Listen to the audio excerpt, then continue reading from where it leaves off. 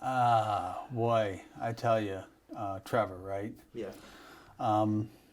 It has been, without a doubt, the most challenging time I've ever experienced as an educator. Never in my wildest dreams could I have imagined what this would be like, or even that something like this could happen. There are certain things in everybody's life that you just remember. You remember the day it happened. You remember where you were, what you were doing. This is one of those for us. I remember 9/11. When the Twin Towers, when the terrorists crashed into the Twin Towers. I was actually teaching biology at the high school in room 345, second floor. And remember that the information came in and we turned on the news and we watched it. It was one of those significant life-changing events. This has been so far beyond that. Back in March, on March 10th, the evening of March 10th, we passed a rather large bond, which is going to enable us to do amazing things in this district. But before we even had a chance to celebrate that the passing of that bond and what that was going to mean for the district, people were talking about COVID-19, and it was just then starting to really ramp up. And then on March, I think it was March 12th, I remember I did a blog. I did a Browns blog on March 12th in the studio, in the DTV studio, and basically I told people that we are being advised by the health department that we do not need to close school. Later that night, the governor came on and closed all schools. She closed schools beginning, I think it was March 16th, and we ended up shutting down on March 13th as well. So that we could let kids and parents come in and pick up things, teachers get their things together. At that time, we thought it was going to be, a couple-week closure, an extended spring break. Well, then it turned into, no, we're not coming back. And then it turned into through the end of the school year. And then it turned into, well, what about graduation and prom and all of these huge events in people's lifetime, their rites of passage, and are we going to be able to do those? And if so, when? And now, we're talking about the start of our 2021 school year. So this has been by far the most challenging time. In all honesty, we, myself, my team, our administrators, have probably had to work harder over the last 5 months than I've ever had to work before. There is no downtime. There is no time off, because there are so many questions, so many concerns. People are all over the map. They're coming from a lot of different perspectives, and everybody has an opinion and an idea, and it's been tough. It was extremely difficult. I mean, a lot of people just don't realize that most teachers, the vast majority of teachers, have never been trained on how to implement instruction via online learning in an effective manner. We have some teachers at the high school, as you probably know, that have been teaching online for a number of years. We have online classes at our high school. Those teachers, piece of cake, right? They know how to do it. They've done it before. But the rest of them, and elementary teachers, I mean, none of them really had the training that they needed. And how you move from that traditional face-to-face, in-person instruction to online learning overnight, I mean, let's be honest, it was kind of a disaster. I mean, some of our teachers did a great job, other teachers not so much. And it wasn't really online classes. It wasn't online courses. We were basically providing materials and support, at least for the first part of that online period. And then we took some time. We spent about a week training teachers, giving them just the basics. really. And then we raised the expectations, and we asked them to actually identify, these key benchmarks, if you would, these key standards that they really they thought was important for all kids to have from there until the end of the school year, and then to build some lessons around that. But even then, not everybody has the same resources at home. Not everybody has the same kind of connectivity. Not everybody has devices.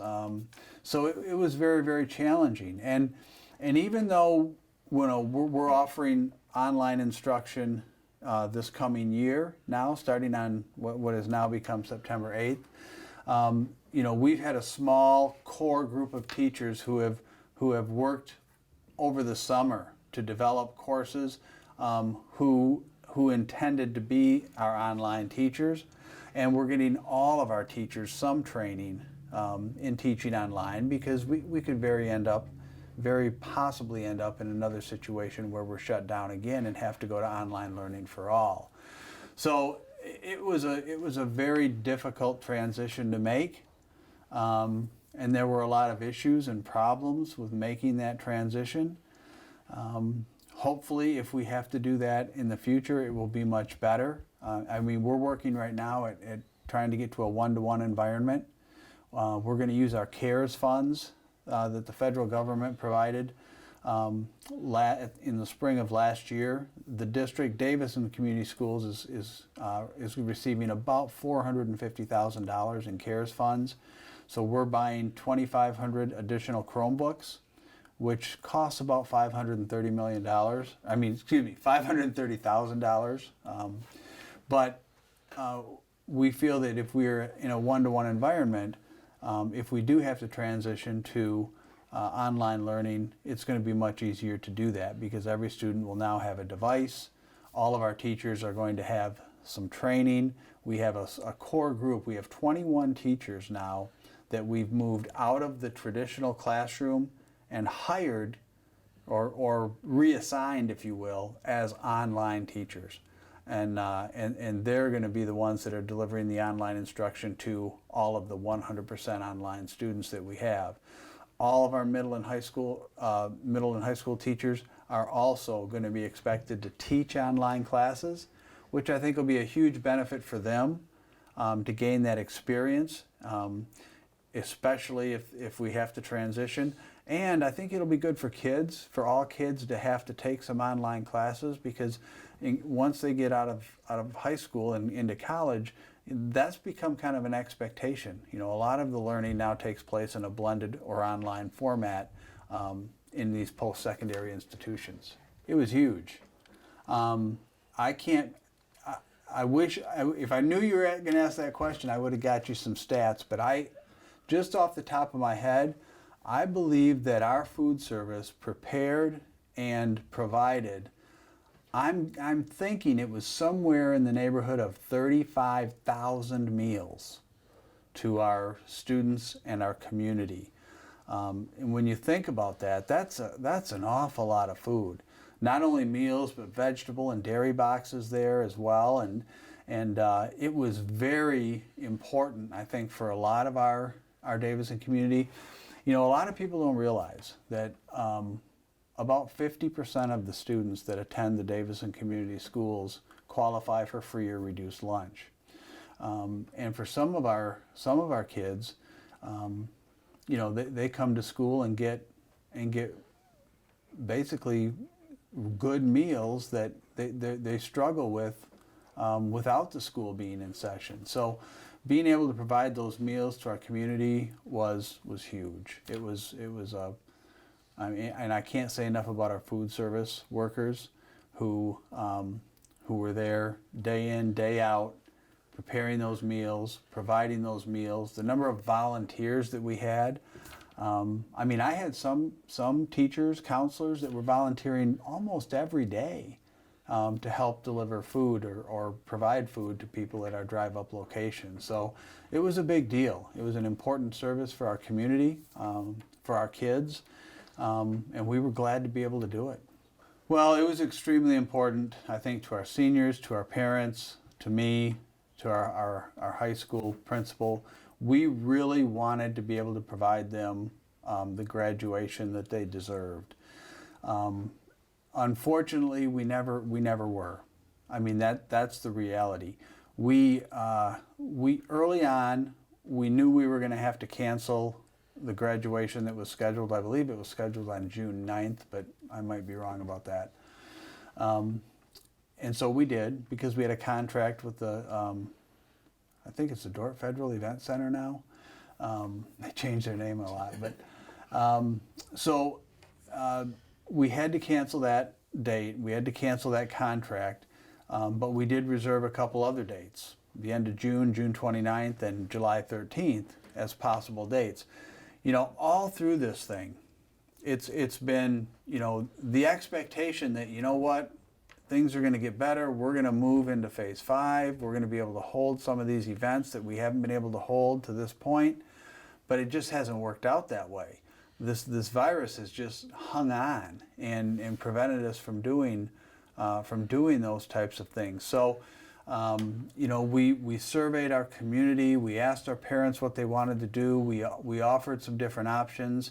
You know, we offered a drive-up option at the US 23 theater, but the overwhelming percentage of our parents and our students said no, they didn't want to do that. They'd rather wait in hopes that things were going to get better. So we did. We waited until eventually on July 13th, we had a lot of people that were saying, you know what, we're tired of waiting. We need to move on. So we offered a drive-up ceremony at the high school for people that wanted to do that, and we gave the other people that still wanted to wait, possibly into August, to see if things would get any better. We gave them the opportunity to do that as well. So on July 13th, we held a drive-up ceremony, a graduation ceremony at the high school. And while it wasn't a traditional ceremony, it went pretty well. I think we provided closure to a lot of those seniors, those graduates and their families. We got a lot of positive feedback from the families that participated. And we were holding out, you know, for the remainder of those graduates. We were holding out, hoping for phase 5 by August, so that we could hold more traditional ceremonies, maybe at Cardinal Stadium. It just never happened. And so just last week, on August 9th, we held another drive-up ceremony at Davison High School for the remainder of our graduates that had not yet been through a graduation ceremony. So, I mean, it wasn't ideal. It was far from what we would have liked to have provided, but at this point we had to get it done. Well, in every decision I make, we have to weigh the pros and the cons, right? The mission of our district is kids first. So we always try to make decisions on what we believe is in the best interest of our students. That's one of the reasons that I've been a strong and rather outspoken advocate for getting kids back in school. I know the virus is real. I know it's very dangerous. I know it's caused a lot of sickness and death. But I also know it doesn't impact kids as much as it does older adults and people with underlying conditions. And I'm also very aware of the other negative influences and impacts of not having school. You know, so all of our decision making has really been geared around getting kids back to school and how do we do it safely. You know, every decision I make is going to be questioned. Every decision I make, people are going to disagree. That's a given. I've been dragged through the mud. I've been insulted. And all of that goes with the job. I get it. You got to have thick skin. But we always try to keep what's best for kids in mind. That's the number one factor in the decision-making process. But then there are so many other things, as you pointed out, that we have to weigh. You know, what is the cost of the district? What is the impact to our staff? You know, do I need to work through my collective bargaining groups and get agreement? The most recent decision to postpone the start of school, for example, the school calendar is a mandatory subject of bargaining. So in order to do that, we have to work with our teachers union to make sure that they're on board and in agreement with us. The same thing was true when we developed our return to school plan. We've significantly changed what the day at the high school and middle school look like. Kids report later, they're done earlier. All teachers have a conference period before school starts so that they're available to teach during the day. None of those things could have happened without the Teachers Association working with us. And I'm very appreciative, quite honestly, that in Davison we have very good relationships with our collective bargaining units, and they've always been willing to work with us because we all share the same philosophy, and that is we want to do what's best for kids. So those are a lot of the things that a lot of people don't normally think of. So when you're talking about, okay, we're gonna change the way the day looks at the school, where does transportation fit in?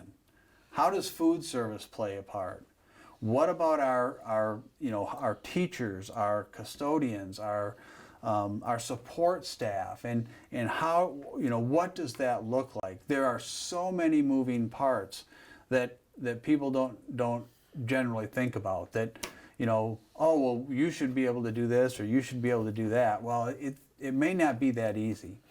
And when you think about the fact that the governor's roadmap, which was really designed to guide schools on how to open safely, didn't come out until June 30th, we had to have our plan done by August 10th. That gave us a little over a month to take all of that information from the roadmap and come up with a plan to let kids return to school in a safe manner for students and for staff. And that was, quite honestly, not very easy to do because every decision you make affects 10 other things. Well, there were a couple of things that happened. We felt pretty good that we could have our plan in place by August 17th. At least I did. But on Friday, just this past Friday, what would that have been, August 7th? Mm-hmm. The governor came out with another executive order. One of the things, we knew we had a plan. I mean, we work with the health department. We know what the procedures are for people when they test positive for COVID-19, what we have to do, how we have to address that. All of that is well understood. But the governor then said that if somebody had symptoms of COVID-19, that they had to quarantine. And if people that were around someone, within 6 feet for more than 15 minutes at a time, also had to quarantine. Well, now we're starting to think, oh boy, what happens if we have a student or a staff member that has symptoms and that needs to quarantine? And are we ready? Can we fill those positions? The other thing that the principals started telling us is that they needed more time. They felt like they needed more time to get their building procedures in place for returning kids safely. And quite honestly, we needed more time to hire additional staff. We knew from the get-go we were going to have to hire more cleaning staff because the expectations now for cleaning and sanitizing our buildings are far more than they used to be. And we were a little light on the required personnel to do that cleaning. So we knew that we were going to have to hire those staff, but we've had a tough time getting them because just like with our Chromebooks that we ordered, the demand is far exceeding the supply because as all of these businesses reopen and all of these schools start coming back to school, all of the students start coming back to schools, everybody's looking for the same thing. Everybody's looking for additional cleaning staff. Everybody's looking for additional devices for their kids. And so it's not easy to get those things. The other thing is we've only got about 20 to 25% of our students who are going 100% online, but that still requires about 20 teachers. So we actually reassigned 21 teachers from who had been teaching in their classrooms to be online teachers. And we want to replace all of those positions, or as many as we can, so that we can spread kids out within our schools. And that takes some time as well. So all of these things were, what I didn't want to happen was rush to open school and have it go south. You know, we want to make sure that when we are opening school, we're ready, that we're doing it safely, that we're going to have a successful reopening, because failure is not an option. You know, and my predecessor, Mr. Eric Liskey, who was kind of a mentor to me, he always used to say, sometimes you just got to slow things down. And I think this is one of those cases where we really needed to slow things down in order to make sure we had the people and the procedures in place to make sure that we could open safely and successfully. Are we confident that on the 8th we should be ready to go? I am confident. I met with all of our administrators today, and we talked through some of these things. And, you know, we don't have all the answers. I sure as heck don't have all the answers, but and every time we solve a problem or answer a question, we get a whole bunch of more things that come up. But, you know, the transportation is working out. The food service, especially at the high school and the middle school, has proved to be a little bit challenging, because we're not going to have lunches. You know, quite honestly, I don't feel that we can put, you know, 200 kids in a lunchroom or even 50 kids in a lunchroom, which is allowed, but we don't have the space to do that, the spaces rather, and we don't think it's in anybody's best interest. So making sure that we've got that figured out and how that's going to roll. You know, as far as the scheduling, that was a huge challenge because, you know, you got to realize that traditional, I'm going to talk about the high school. That's where my experience has been. Traditional high school scheduling is a process that takes months. You know, we distribute course selection books or ask students to, you know, identify the courses that they need or want, starting in January. And, you know, we work through that process, and usually we don't have a schedule completed a lot of times until April or even May. So now, you know, that you've got a 4-month process that now, because we're changing the schedule and we're going from 6 traditional class periods to 4 periods online and 2 online courses for all of those kids, we have to take all of those schedules and basically rework them. We have to take them from what was scheduled in the spring and then make them work with our new plan for the fall. Daunting task for our counselors and our administrators in our secondary buildings. And we weren't quite ready there either. So by pushing it back 3 weeks and giving ourselves a little bit more time to make sure that transportation has all the bus routes figured out and that food service has the food distribution for breakfast and lunch figured out, and that principals have all the procedures they need for kids coming into and leaving the building and all the scheduling things taken care of, for us to hire additional cleaning staff, for us to hire additional teaching staff, or in a lot of cases long-term subs, in order to spread those kids out and maximize social distancing to the extent possible. Giving us the additional 3 weeks, we all feel a lot better about that. What's a typical day been like through this? I mean, what are you doing every day? Run us through a little bit of that. Well, assuming I get any sleep, I get up in the morning and almost the first thing I do, I brush my teeth.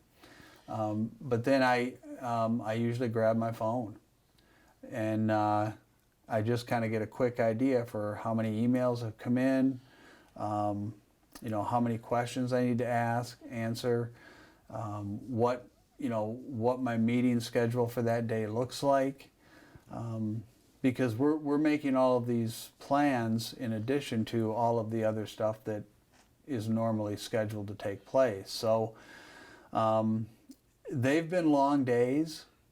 For a while they were working at home when we had to.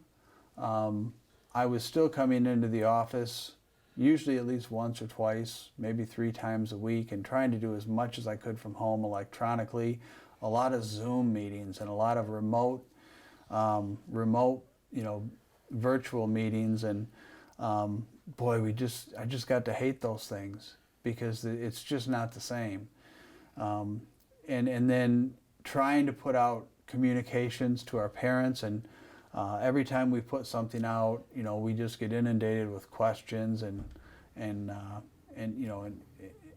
we're working very hard to listen to what our parents and our community members are saying, but people are all over the board. I mean, it's everybody has their own perception, their own perspective, and their own opinion. So, some people are way over here on this end of the spectrum, and some people are way over here on this end of the spectrum, and everywhere in between. And so that's challenging, in trying to make the best decisions that we can for the majority of our parents and students and community members. And like I say, we're never going to please everybody because there's so many different viewpoints out there.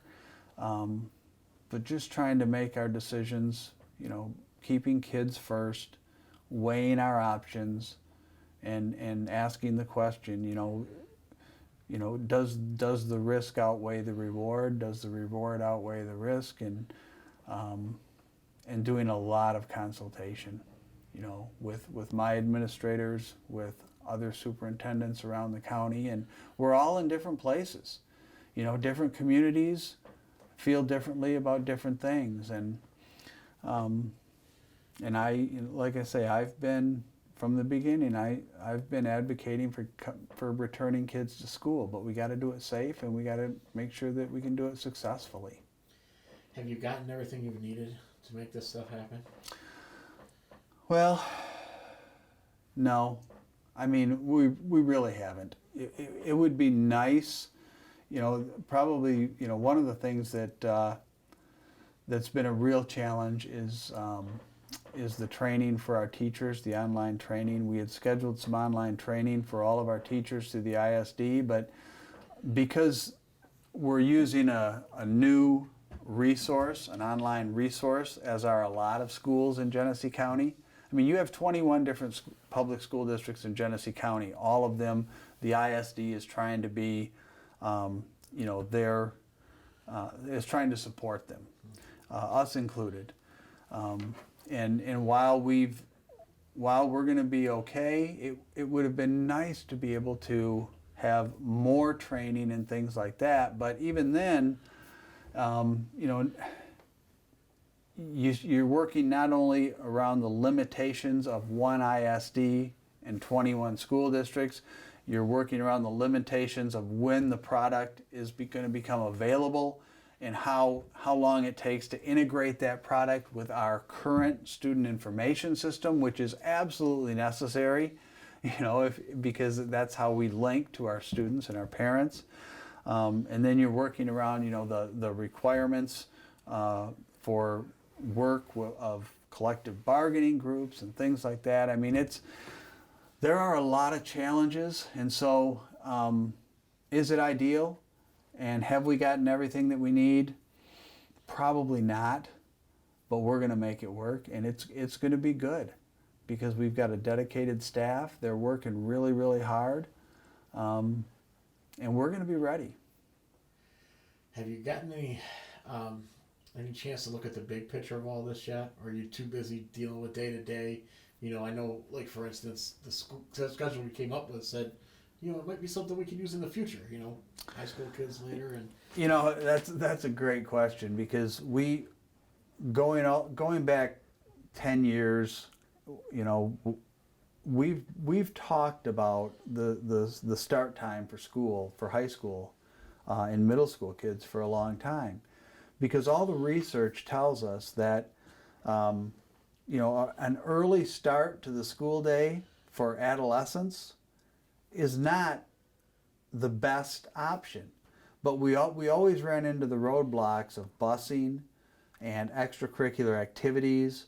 You know, so if you, for instance, if you start the high school later, after the elementary, like we're actually doing this year, and you run that full 6-period day, you know, they don't get out of school until 4 o'clock. That doesn't work when you've got teams competing, you know, in Midland or Bay City or even across town. And so there were some challenges to doing that. What's interesting though is once you start talking about, okay, if we're starting the high school later and dismissing earlier, now all of a sudden kids don't have to miss 6 hour to get on a bus to go play a double header in Lake Orion, or they don't have to miss 6 hour, or they're not gone until whatever time. So there are some benefits to doing that. And then when you talk about the fact that so much of the post-secondary education that students receive nowadays has at least a part of it is an online component, you know, maybe this is something that we could work. You know, we've got a lot of high school kids that do dual enrollment. So a shorter high school day and a couple college courses, they go to the GCI. The high school principal told me today, we've got some kids that have 3 hours at the high school and 3 hours at the GCI for CTE courses. Things like our teacher cadet program, co-op. I mean, it frees kids up to do, I think, more things other than just online classes. So it'll be interesting to see if this is something that that might stick. You know, that maybe a reduced school day, traditional school day, with more options for internships and work-based learning and other types of things. You know, I think about our DTV kids and how much time they spend, you know, in the evenings and outside of the traditional school day, you know, pursuing stories and interviewing and taping athletic events and other types of things. And you know, do they, you know, would that type of a day be more conducive for kids like that? And I think it very well could be. So looking forward, you know, there maybe there will be some, you know, some benefits that come out of this, what we're being forced to do. okay, all right, a few more. We're gonna hit you a few more if you're okay with that. Yeah. Okay, you're doing great. You're doing great. What's been the hardest part? You know, in all honesty, the hardest part is just dealing with the unknown, you know, and the changes. Things change daily, if not hourly. I mean, a good example of that is, you know, on Monday, this past Monday, we had a superintendent's meeting at the GCI. We took the big room. Everybody was spaced out, you know, 6 feet apart, and the health department was there, and they were talking about their guidance, what they call a toolkit that they were, you know, sending out for schools. And from the time that toolkit had been produced for that meeting to the time we actually met, it had changed.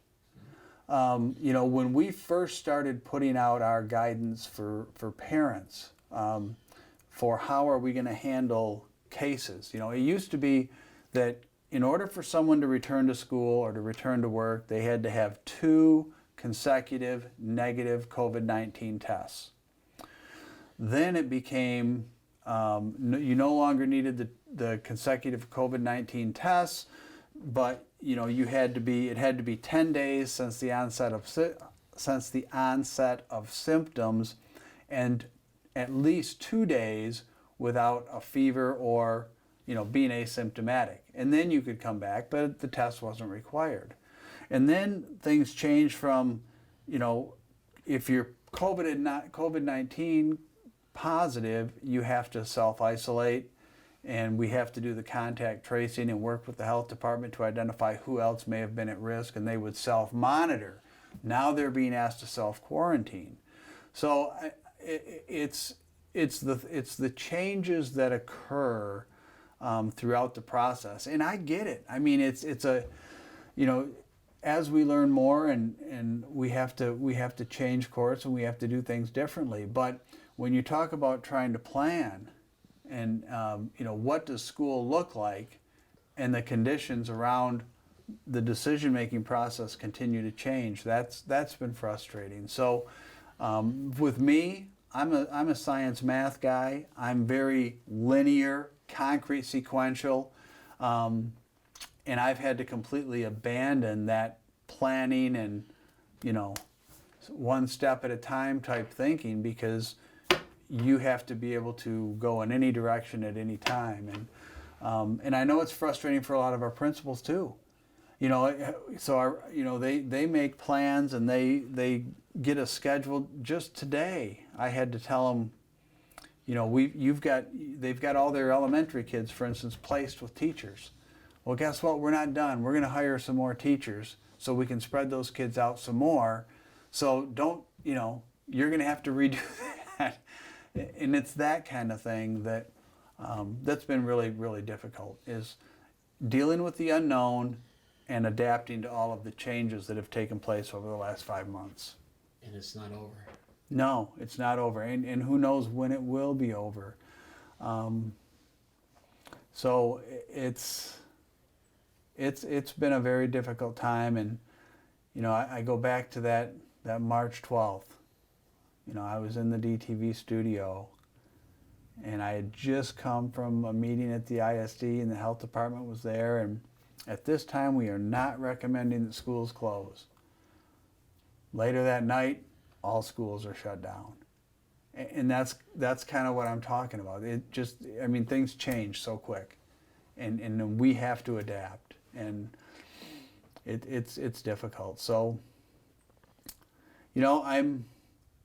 I'm optimistic that, we're still going to get our kids back in school, and we're going to do it safely, and, we're going to take all the necessary precautions, and we're going to follow every one of the required components of the return to school roadmap, and we're going to beat this thing. But I'm not sure when the game's going to end. What are you doing to stay sane? I'm following the same guidelines that everybody else is. I've got my mask today. I've got my camo mask.